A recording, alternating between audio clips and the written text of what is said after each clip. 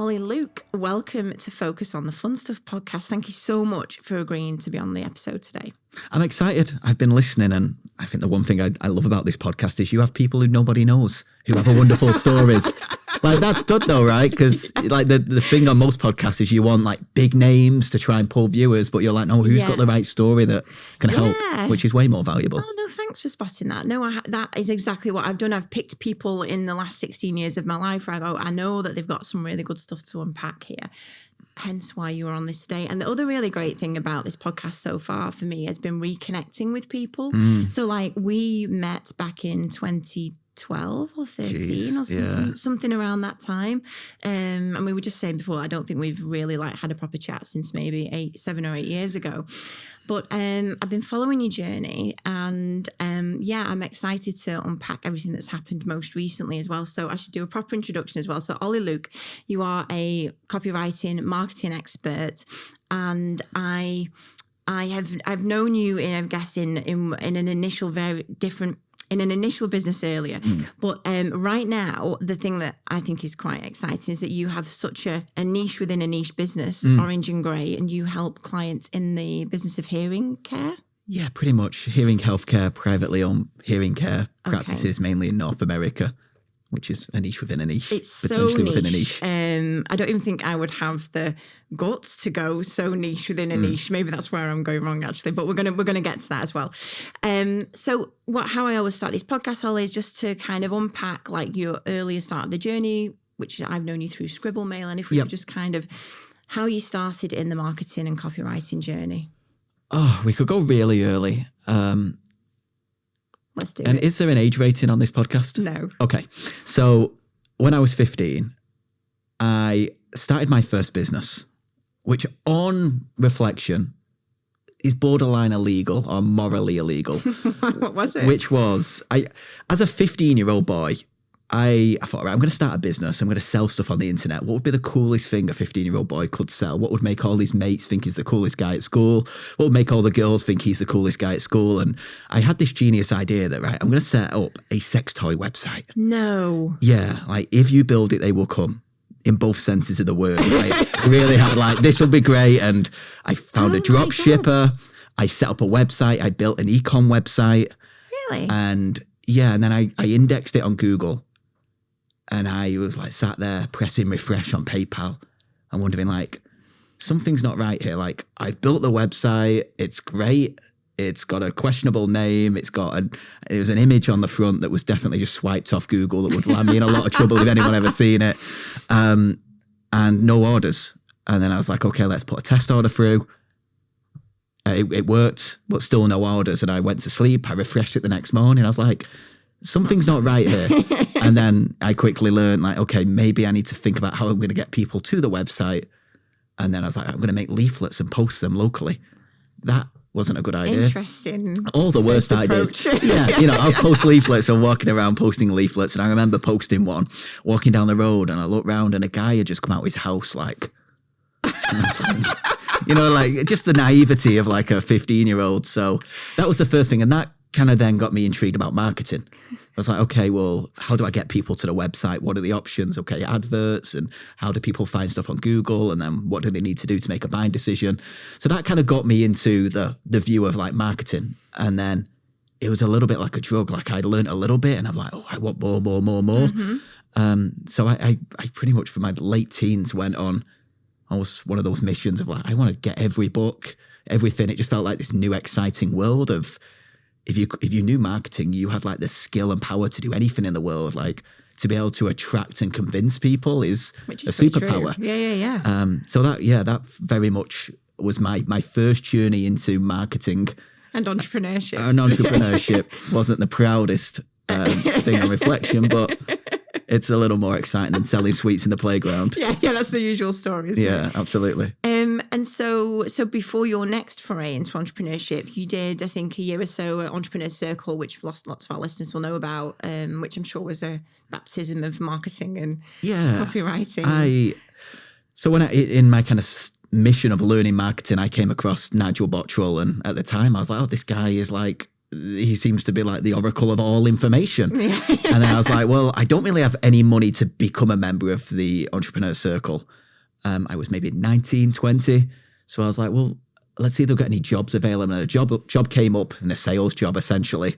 So I kind of ate my own dog food and made a crazy kind of CV, which had like a mood board and a vision of like, here's where we're going to be in this year, with little Photoshop pictures of mine and Nigel's head on. So I sent that, and we got the interview on a Friday. So I went down and had to travel down from here, just outside Manchester, to where it was in Solihull. And it cost so much in the time. Like, it was all my money to go and get this train journey down and back. So I went down, had the interview, got offered the job to start on the Monday. So I had to come back and then over that weekend try and find somewhere to live in Solihull, which was fun. But I did 9 months there. Wow. It was probably, on reflection, the best 9 months I could have spent at that time, in terms of just, okay, welcome to a hub of information with every business book you could ever want to read, and take them away in the evening. That's encouraged. And it was in that phase of my life where I had nothing to do, really. I was living in like an upstairs spare room in somebody's flat. And I used to just go into the office as early as possible, hang around for as long as I could, and then go home and have nothing to do but kind of read and just study and learn. So it was a good spell of my life to educate. Yeah. Which on reflection, I look back now and go, okay, fair play. To myself, that if I seen a 21-year-old doing that now, I'd be like, I want to hire them. They've got it. And so I had 9 months there, and then left to kind of do my own thing, because I felt like I'd learned everything and was ready to tackle the world. And was that the business Scribble Mail? Was that what was next? It kind of was. It was, because Scribble Mail went through a few phases. So I had this idea while I was there, because one of the things they preached was send direct mail, send it handwritten. And that was like the big thing. And I remember being there, and we wanted to run a campaign, and they were trying to find somebody to do this handwritten direct mail campaign at the Entrepreneur Circle, and there was no one who could do it. Oh, wow. So I remember they had temps coming in to do it, and we had to get it out the door. So they had pretty much everyone in the office doing it at one point to get this big campaign out. Right. And you're looking around at like their senior people handwriting envelopes. And I was like, surely there's a gap There's a to better do way. this. Yeah. So I thought, I'll go and do that. And I remember I used to early morning go into McDonald's next to the office and try and build my little website and stuff, and then get ready to leave. And then I left and launched it, and it was hard yards. But what it did was, I was trying to market that quite hard. And then that got me onto the radar of people who was like, oh, we've got a project you could help with. And ended up being a bit of a contractor type freelance business, where I was just helping people on an hourly rate, from writing copy to running ads to building landing pages. So that was quite a good education in terms of just different industries as well. Yeah. And then Scribble Mail always kind of sat there. And then it was only really in 2016 that I thought we'll get a bit serious with it, when I had a little bit of a life moment of reflection after my first child was born, and I realised I had to do something a little more serious. Because you've had some serious clients at Scribble Mail as well, haven't you? Like big names that you've done projects with. Yeah, and I suppose Scribble Mail hit a point where it was a little bit of a project that I did. Right. And I had a few people locally who I'd drop envelopes off, and they'd write, and there was kind of demand growing. We had inquiries from big businesses, and it was like, oh, I couldn't service them. So I suppose that was at a time where I met a partner for that business who could handle the logistics bit. I could do the marketing bit. And then we decided to go from there. And that's when it attracted some of the big names that it did work for. Yeah, because some of those names, you want to, like, some of the clients you've worked with. Yeah, well, the sweet spot, like, originally when that business was founded, what I thought it would do is serve the niche of, like, direct response marketers, like people in the entrepreneur circle who want to do it this way. It works and exists. And what we learned was the better sweet spot for that is kind of luxury businesses that want to lean into personality and experience. So it ended up being like car brands like Volvo. You buy their premium model and you get a handwritten card from the person you bought it from. Or Gucci, or like some really nice brands, but like, how do they take care for their elite customers and deliver personalized experience at scale? Amazing. So, I mean, that's quite a hefty client base and business to build as your first business. And then, so you ran that until, was it 2018, 2019? Yeah. And to back up slightly, I suppose so my first child was born in 2016.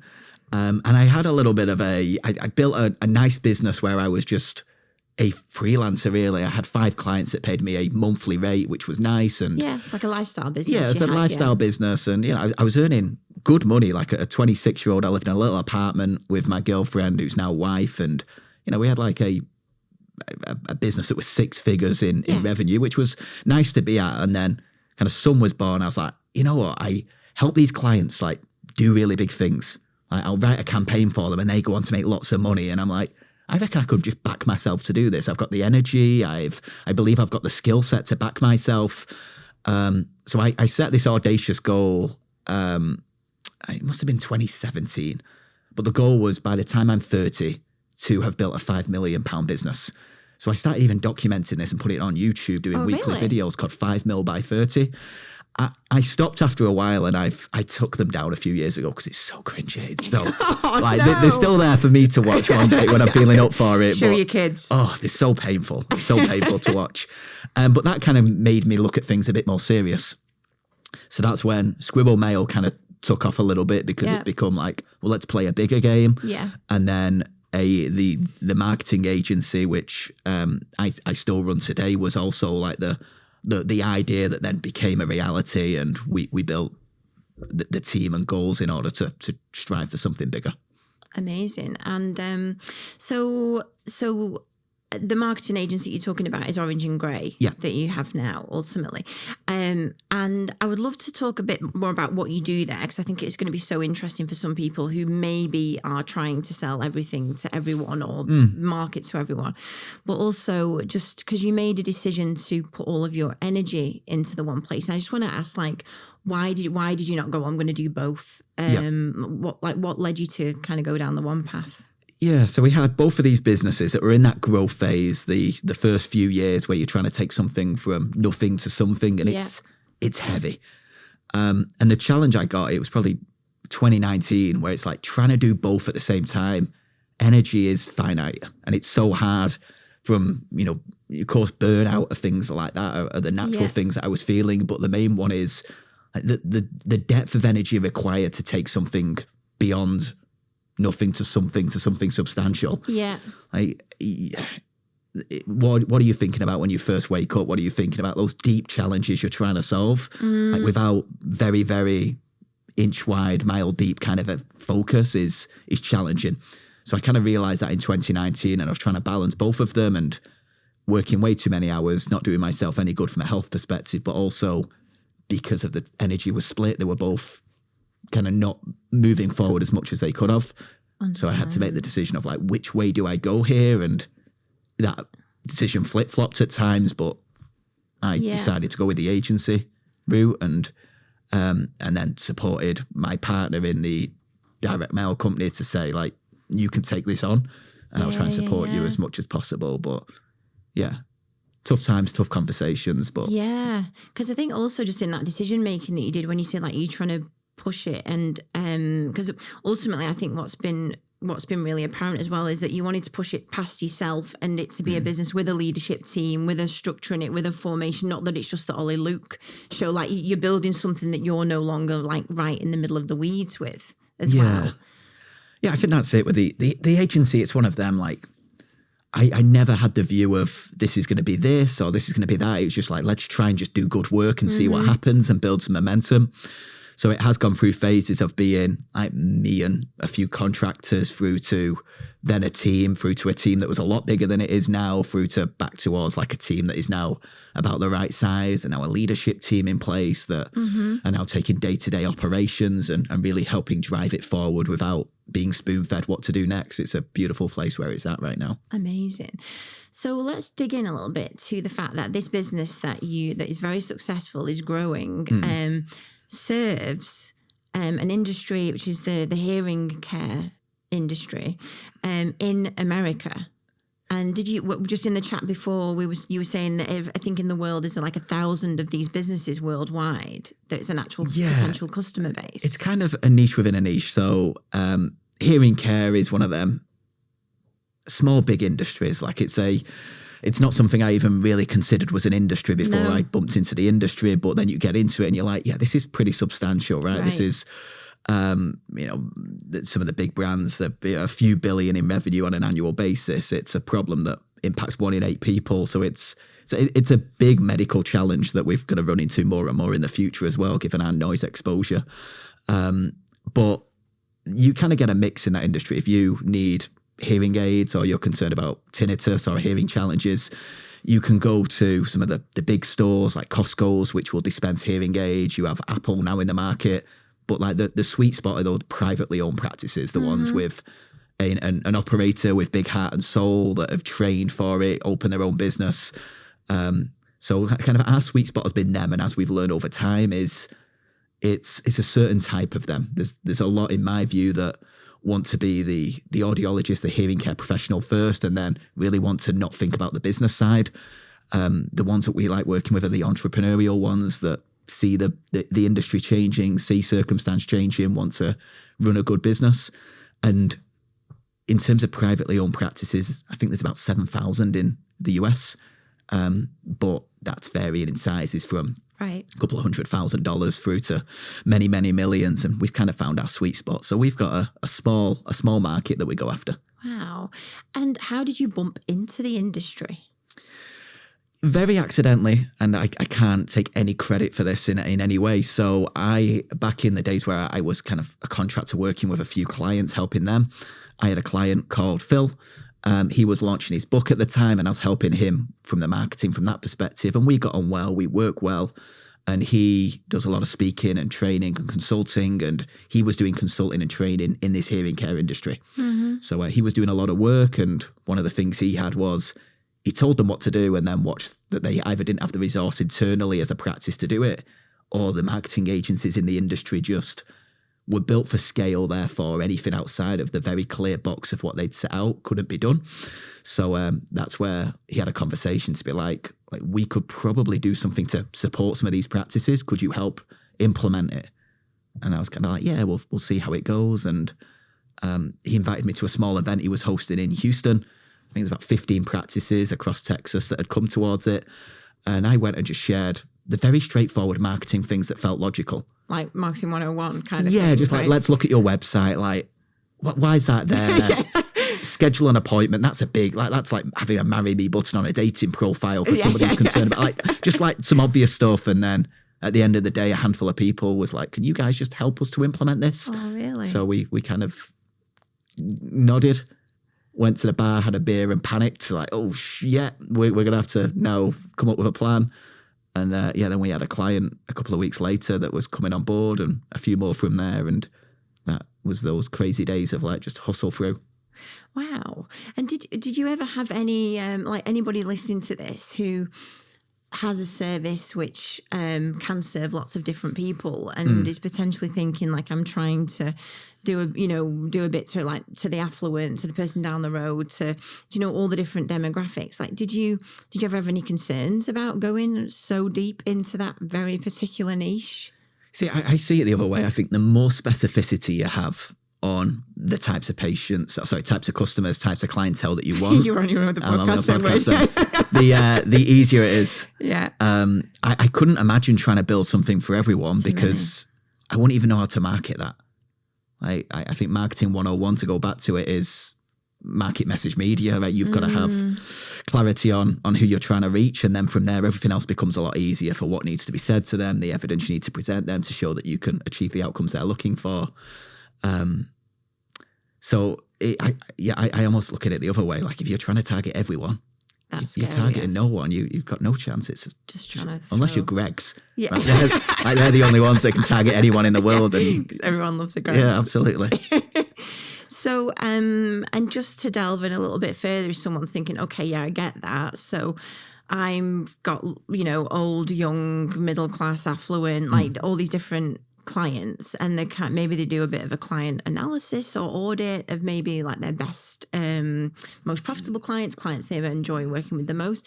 I guess like in the niche you've gone into, are there any characteristics where you think, well, these things have made it successful? So like you mentioned about the sweet spots. So clearly some size businesses have more disposable income to spend on marketing. I guess is like a certain revenue size, which makes that, like, is there any key criteria? And also, is it the business owner themselves? Are they a bit bit more educated and ambitious? Or is there like any key for your niche? We've tried a little bit of everything in terms of like different. We've learned the hard way in some instances of like who's the right fit and who's not the right fit. I think the niche itself, we're very clear on the size of practice, kind of its owner operator, that they've got a certain number of staff, geographically kind of where they sit. Like we've got that pretty well honed right now. But the one thing that's so key is always the individual we're looking to work with. Is really, are they an entrepreneurial owner operator? Really? Like, is it somebody that gets it, that wants growth, that is coachable, that understands that we have no box of magic tricks for making patients appear? It's gonna like the way to win is gonna be. It's like collaborative. It's relationship. It's and just them understanding that marketing isn't magic, right? It's like going to the gym and getting into shape. Like there's no magic pill. It is going to take work, and a lot of trial and error. And this is growing reputation and brand that is not an overnight process. Yeah, I love that. It's making me think myself, just also how we I should be applying more of that because in my business, we can also help like big companies, small companies, all different sizes. And just in terms of the niche that you went into, so your business partner is Phil Jones, who I'm sure some people will have heard of, read his books. Remember, I first saw him at a Chris Ducker event. He was speaking there. Nice. We've got Chris coming to our event in London in a few months, which I'm very excited for. Yeah. Oh, wow. Oh, yeah. Chris is great. Is also on Phil's books, it also says Phil M. Jones. Like, is he precious about people knowing the M? I think the challenge with there's a United footballer called Phil Jones. I think it's just a very common name that you're never going to win on Google, are you, for the term? That's why he does it. I think so. Sorry, so where I was going with that is just that we were talking just before the podcast in that he had attention in the industry and just for anyone listening as well. And I guess it's like Chris Ducker talks about it with Youpreneur. I've had Daniel Priest on, he talks about the key person of influence. Was that a key part of your business strategy as well, in that Phil was already perceived as, I know what I'm talking about in this industry? And then together you could go and dominate it. Yeah, I think so.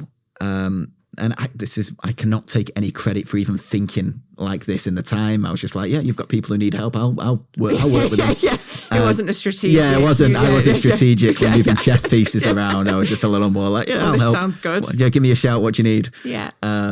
But yeah, I think that was definitely it. If it was a standing start of like, okay, let's approach an industry we've both know nothing about, we've got no presence in, and then try and get our first client, it's going to be a lot harder than leveraging credibility and reputation that's already been developed. Yeah, totally. We chatted a bit earlier just around the fact that all of your clients, apart from one soon, are all US based.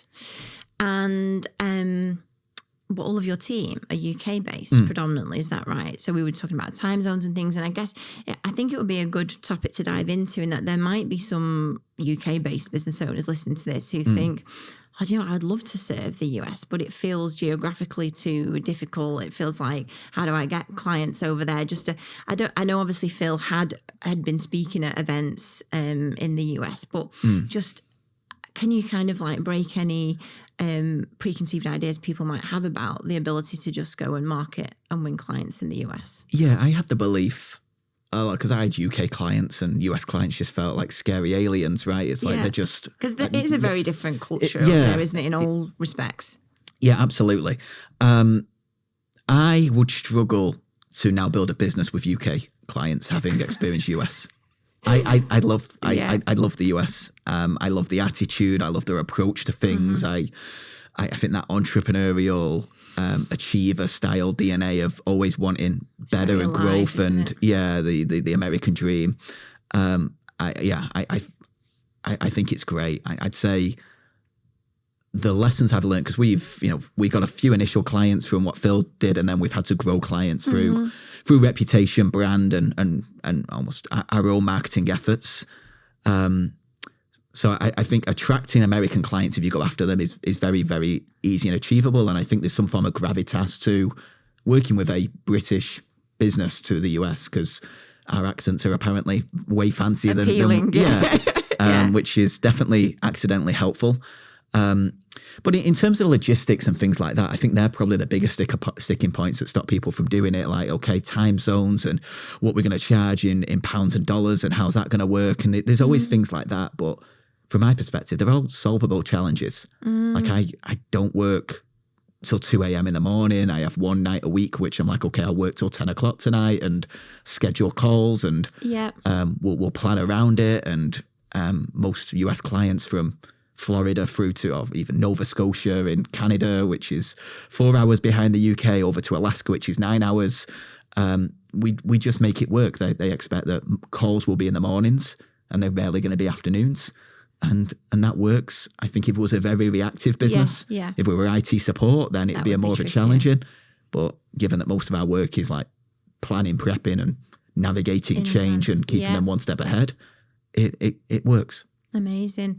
Yeah, no, I'm not going to say the word envious, but I'm very like, I've been to the States a couple of times with like in business events, conferences, that kind of thing. And the attitude in entrepreneurship is amazing, isn't it? It's very much like, and if it doesn't work, we just get up and we do it again and we keep going. And it's very hard. I remember glass half full, isn't it? Phil said to me in the early days, because Phil lives in upstate New York right now. So he's obviously British, but had the time there and much of his work there. And I remember him saying it's easier to sell an event ticket for $2,000 in the US than £100 in the UK. Right, okay. I was like, surely not. And he's right. And now you're like, oh no, he's totally absolutely right. Yeah, absolutely.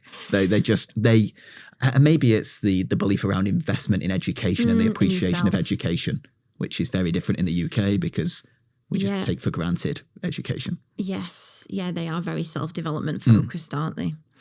And just on the niche topic. So you have got your own podcast. Yes. Which is The Business of Hearing. Yeah. And again, I do think this is going to be super helpful in that the fact that you have a podcast for such a specific niche, like I'm sure that was a no-brainer to start, but just, how has that helped the business? It's been one of the most valuable things we did, I believe, from client attraction, client retention and all that stuff. And the beauty of being in a really small niche is you can make a big impact in a small niche. When you're trying to be mass market, you're just shouting out of a window, right? You've got no chance. But once you can be quite niche, you go, okay, these are the people. How do I reach them? How do I build know, like, and trust? How do I get to share my views of the world with them? And if they agree with it, then we may become a good fit from a client perspective.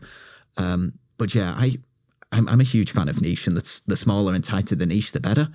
Yeah. Because not many people give consideration to the tiny niches. They're more focused on, I don't know, for some reason, try and be something for everyone. Yeah, like just entrepreneurs or... Yeah, absolutely. Like business owners in Manchester. It's like, you've got no chance. So yeah, I think once you can define a niche and get very clear with it, and then from market message media, once you know your who, you can look like the business that you want to become. Yeah, that must feel so aligned when you're creating or doing anything, because you just immediately visualize who you're speaking to and what their problems are. And you get depth on challenges as well. Yeah, like, if we were trying to work in this industry and then work in that industry and that industry, you're going to be so surface level on everything that you don't get it enough. But I think with this industry, you're like, I hear day in, day out the issues with insurance and all this stuff that you're like, okay, you get a really good understanding of all the real things that are going on, which means that the strategy and how you evolve and how much you can understand industry traffic and data and what Apple launching hearing aids in their AirPods means and how that's impacting. Like you get into the real deep stuff that means we can make smart decisions rather than reactive decisions. Yeah, totally. And while I feel like some people listen to this might also think, yeah, but like that's a really small niche, so there's only like so much possibility, it must be a small business. But also like your business now, you've put a leadership team in place. We were talking about just before that you are going through EOS at the moment, which is the Entrepreneurial Operating System. It's stemmed from the book Traction by Gino Wickman, isn't it? Yeah. Which I'm sure lots of people will have read, but if you haven't, it's a great one. If you're at that growth phase of there's a lot going on and we need to get some structure to this. So yeah, I think it would be good if we delved into EOS a little bit more and sure. In the business. Like, we grew that business to, I suppose, our biggest. We had like 25 staff. Wow. And we were all remote, which is great in some ways, painful in others. Yeah. And we went into this EOS thing probably about 9 months ago. So it's summer 2024. And I hated it because it's so painful. Like you go into it and you're like, okay, I had the view that we're a marketing agency, which means it's all flowers and colour and creativity. Yeah, creativity. Don't dare try and pin me down with any budgets. And it was a painful process. Like we had to form the leadership team and the structure, who's going to sit in the visionary, the integrator, and all these roles.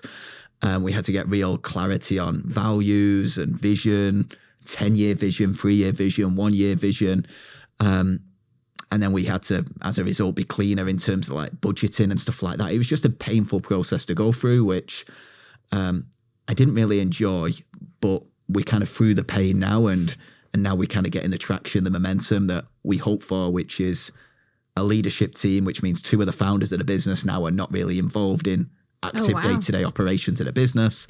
I remain as kind of in this visionary role where I'm kind of dictating future and where we're going, and be the big voice of kind of what the next 10 years look like.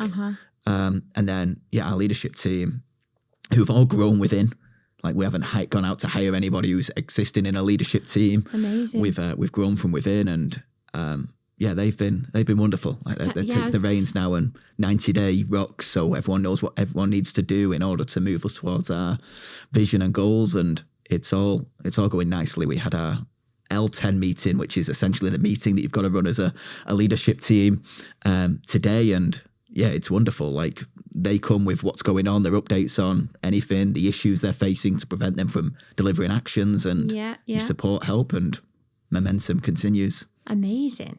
And I'm really interested on the kind of promoting from within, because at my PA, friends of mine who have businesses and have done that, it can be amazing, and it can also be we thought they were, because they were good at one role doesn't mean now they're a manager and they're able to manage in that role. Just how have you gone about, I guess, also making sure that they've got the right tools for the job, that they're trained up, to take on additional responsibility? Yeah, and even when we started and put the initial structure in place of this leadership team, that's been changed. One of the people in it, we've had to move on, and somebody else has stepped in. So it's not been, I can sit here and give you the rainbows, and it has been amazing, and it was painful points, but I mean like real painful, loss of night sleeps, kind of painful territory.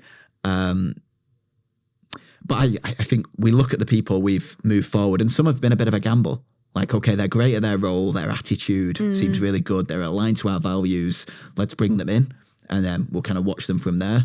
And then we've just had a couple who have just naturally always been good leaders, but never been given the platform or been given the space for them to grow, whereas the ones have. So I think right now we've got four leaders across the business that all have strengths and weaknesses in different areas, but now it's our job to give them the room to grow and hold as much weight away for them to grow and support and nurture them in the areas they need help. And have you had to do much, like quite specific in terms of training and upskilling the team to make this leadership team happen? Or has it been more like coaching and mentoring from yourselves? Or we've put them through trainings like there's been certain things we've sent them on the way to like learn on, but most of it's been like coaching support. And I'm very fortunate that the partner in that business, the third partner, is a guy called Clive Margetts, who has run and built businesses for many, many years. He's a phenomenal entrepreneur. He's bought, grew, exited, started up, grew, exited. Like he's probably the smartest business owner that I've seen. So when Phil and I first had the idea back in Texas and started this, like a week later, Clive was on the phone to be like, please, can you come and be part of this? Because we like all the fancy things. We're going to need some staff and contracts. Someone needs to look at the bank account occasionally. Please, can you actually run this business? And you sound like the perfect triangle of honestly, partners. I feel so. I always get questions like partnerships. I'm scared of partnerships. And I think we've just landed lucky. And I think the three of us all have very different skill sets that complement each other well. And I think in our 7 years or so of working together, there's only been strong disagreements a handful of times, but always from the right place. It's been a really good, solid partnership.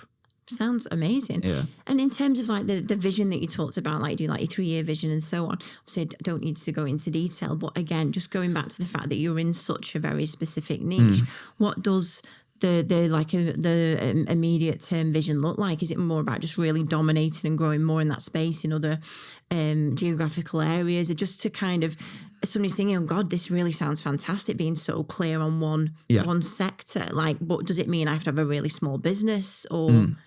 Yeah. And so we've got work to do in the industry we're at. We're at 70 clients, members, as we call them. Our ceiling is 100. We don't want any more than that because I think we'll lose the depth of relationship that we want. So that's kind of where we want to get to. The biggest thing we've learned throughout this journey is I have a belief that a hearing care practice is probably the most difficult business to market in the world because they fundamentally sell something that nobody ever wants to own for more than they want to pay, that will work half as well as they want it to. And they're competing against some of the big Goliaths in the industry. Right. So the big thing we've learned over the past 7 years is there is like a really solid marketing formula for small independent businesses to go from not very well known to be iconic in their communities, well known by everyone, and David to be Goliath.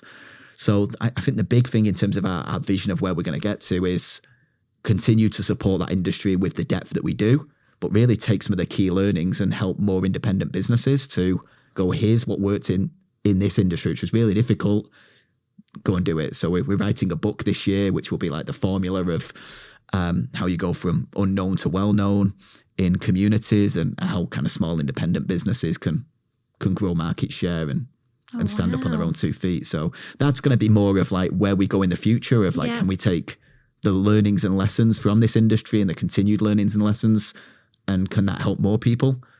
But I think the agency model of like being in the weeds with businesses, I think that's going to always exist in hearing care. Yeah. And how, just really interested, that number of 100 clients, how did you get to that number specifically? And also, does that mean that like then that's that business kind of, we've completed it and you might go into another niche? Or how do you see that 100? Or is it more just about how can we serve better, do more for them? Yeah, and I suppose why is it 100? It's probably because it's a very round number. I don't think there weren't calculations that went into it. Right. But I think that's where we always seen our North Star and ceiling of get to 100. And yeah, it just feels we go beyond that, and it's going to be a more challenging to know the ins and outs of everyone's business. Where do we go beyond that? I think that'll always stay to 100, and then the model will probably change where we'll have probably a light version, and how can we take the education bit and make that accessible to more? Okay. But really the work in being there on the ground marketing partner, I think that's going to be tight in that. Yeah, I really love it. I think today's episode is a really great example of how it's possible to have a fantastic business in a niche within a niche. It's just I don't think many people start with that perspective in mind. It's more like clean windows or fit bathrooms, and it's like to everyone, isn't it? And like literally the formula that we help the practices that we work with, and I think it's applicable to any business, is get definition on the who, then look like the business that you want to become to show that you're the natural choice for that who, and then build the case of evidence to show that you've helped many people like that who to achieve the outcomes they're looking for. Like that's what we do with the practices we work with, of like your edge of the market, who's your niche, and then be the logical option for them. But I think that's so true for the way we market, I think for any business. Yeah. But you get definition on the type of person, you can speak to them, to their pain points, to their desires. You can build the evidence to say, here's 100 people like you who were in your situation and now in a better position as a result of working with us. It makes sense. Love that. And this business is about focusing on the fun stuff. Yeah. And just so because obviously you've done the journey of Ollie on his own with clients, working directly, grown a business, grown another business to even bigger heights. And you've obviously been through this journey of traction recently, which I'm assuming changes your role throughout that as it pulls you out. Like, what is focusing on the fun stuff for you in your business? And do you think you're getting closer to it now because you're more of a visionary role, or what does that look like? Yeah, I think there's big spells of my career where they've not been fun. It's been work. I think one thing that's been very helpful about working with the North American market is I love Thanksgiving as a tradition, which is something we don't do in the UK. But that is a moment, and every year we do it, is like we do almost a video to our clients of like Thanksgiving, where we have a point to reflect on what we're thankful for. that's been a really helpful exercise to remind yourself of just kind of where we've come to. And I had a point this year where I was doing a little video, I was walking through Manchester, and I'm like, the life I kind of dreamed of 5 years ago, like, this is it. I get to help people. Like, I give advice and it's often taken. I'm helping people make meaningful differences in their world and their life. And I'm just sat in the spare bedroom in the outskirts of Manchester giving advice. And I'm like, it's great. And we have a podcast that's listened to. And as a result, it's given me and my family a lifestyle where we have the ability to go and do cool stuff and have flexibility. So I think from the fun stuff, I enjoy the work or elements of the work. So my focus is how can I spend more time on that? And then outside of work, I don't really have any passions, hobbies. I don't do art. I don't read literature. I have 2 young children and a wife, and that keeps me pretty busy. Like, any time not in work is trying to maximize the time with a little.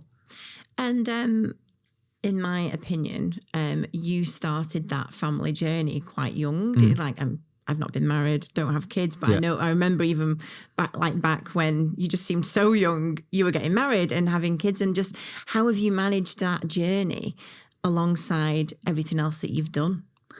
Yeah, so I met my now wife when we were 16. We just left school and we were just about to go to the same college, and we met, and then we've been together since.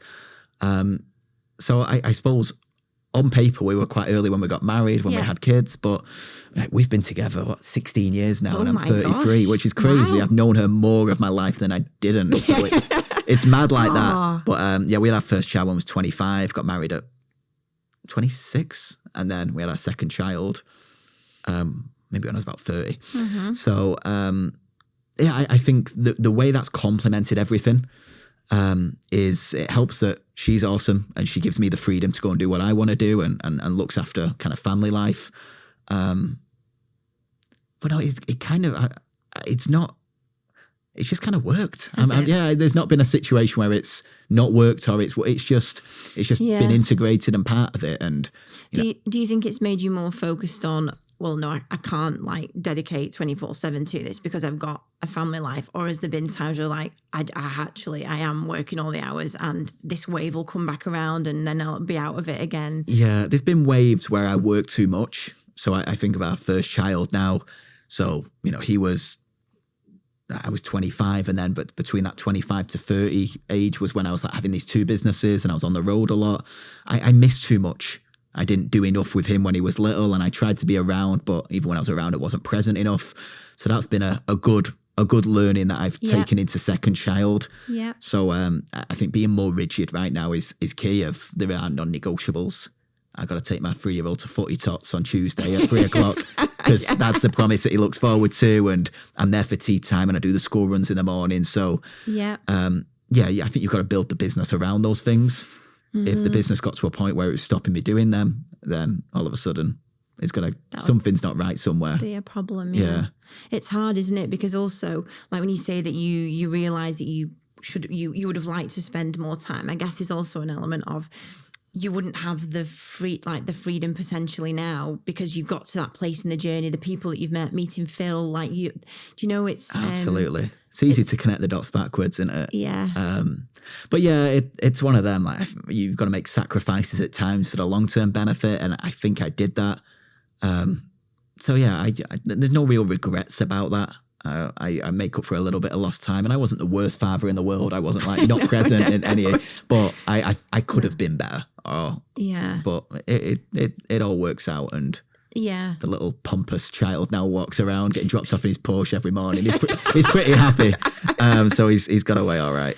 Yeah, it's just difficult, isn't it? Like running a business and doing anything else in life, even making it to the gym when you said you were going to do it. All of these things become so difficult generally to do well every single day, isn't it? Like one thing I'll never forget Nigel saying, Nigel Bottrell, who obviously we talked about earlier, is just that he kind of made peace with the fact that he wasn't always going to be at the same time good dad, good business owner, good husband. There was going to be some waves of I've got to go all in on this, or now we're on holiday, so I've got to go all in on that. And I think it's easy to beat ourselves up, and sometimes you just got to give yourselves the grace, haven't you, that no, this is my season of I need to get this project across the line, and then we can Yeah, step it's almost back just got to, who do I need to be in this moment, right? Yes. Do I need to be full energy dad, full energy husband? Do I need to be work version of me? I suppose you just got to choose your moments and do your best. I think we're all trying to do our best, right? And sometimes we do great, sometimes we fuck it up. Totally, yeah. Totally. We are drawing to the end of our time together, Ollie, and today has been really fab. I know it has because I've also got so much from it. And I think you're the first person that I've had on this podcast that has really shown the possibilities of really getting so hyper-focused on who you help. I guess I know we have chatted about it, but if there's anyone with a business which is quite generic in terms of who they're serving right now, is there like some key success markers here that you've gone, right, well, we did this and this and the podcast and like that to really go all into that sector?